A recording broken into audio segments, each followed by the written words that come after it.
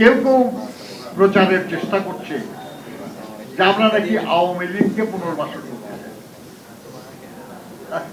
আচ্ছা ভাবেন একবার, যে দলটা, যে দলের সরকারটা সবচেয়ে বেশি নির্যাতন করেছে বিএনপি, সবচেয়ে বেশি বিএনপি নেতা কর্মীকে গুম করেছে, খুন করেছে, বিএনপির চেয়ারপারসন দেশের বেগম খালেদা জিয়াকে একটা মিথ্যা অভিযোগে 6টা বছর কারারুদ্ধ করে রেখেছে, ভারপ্রাপ্ত চেয়ারম্যান জনাব তারেক রহমানকে দেশে আসার পথে বাধা সৃষ্টি করেছে, তাকে পঙ্গু করে ফেলা হয়েছিল, তার ভাই মালয়েশিয়ায় প্র্যাকটিক্যালি বিনা চিকিৎসায় মারা গেছে, মাকে বা ভাইকে সে সুপার দেখতে পারে না,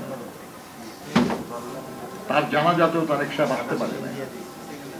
বিএনপির মহাসচিব সহ এমন কোন নেতা আছে যার বিরুদ্ধে অন্তত 50টা মামলা নাই?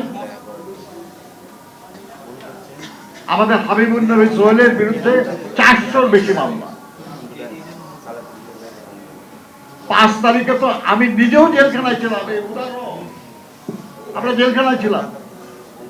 আমাকে যখন বাসা থেকে নিয়ে যায়, আমার স্ত্রী তখন দারুণ অসুস্থ, তাকে অক্সিজেন দিয়ে রাখা হয়েছে, নার্স বাসায় তার সঙ্গে, সে অবস্থায় গ্রেফতার করে নিয়ে যায়, ডিবিতে ফ্লোরে ফালায় রাখছেন ময়লা কম্বলের উপর।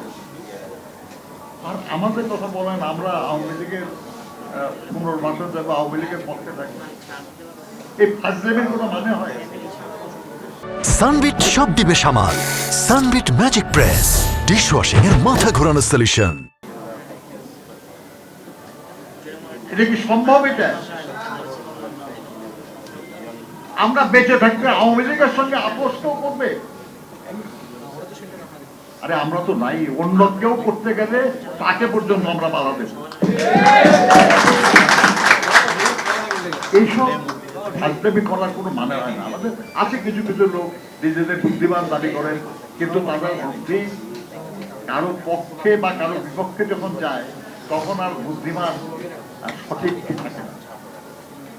আপনার বুদ্ধি আছে, কিন্তু আপনার বুদ্ধি কোনো একটা উদ্দেশ্য পূরণের জন্য যখন আপনি কাজে লাগান, তখন আপনার এই বুদ্ধি আর সঠিক বুদ্ধি হয়।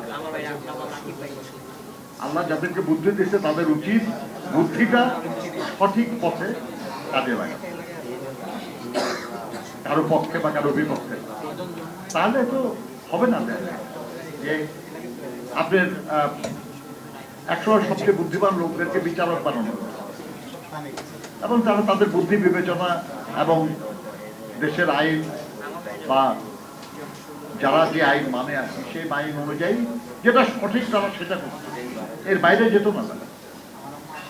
আমরা মনে করি যাদের বুদ্ধি বিবেচনা আছে বলে দাবি করেন তারা কারো পক্ষে বিপক্ষে না, সঠিক কথা।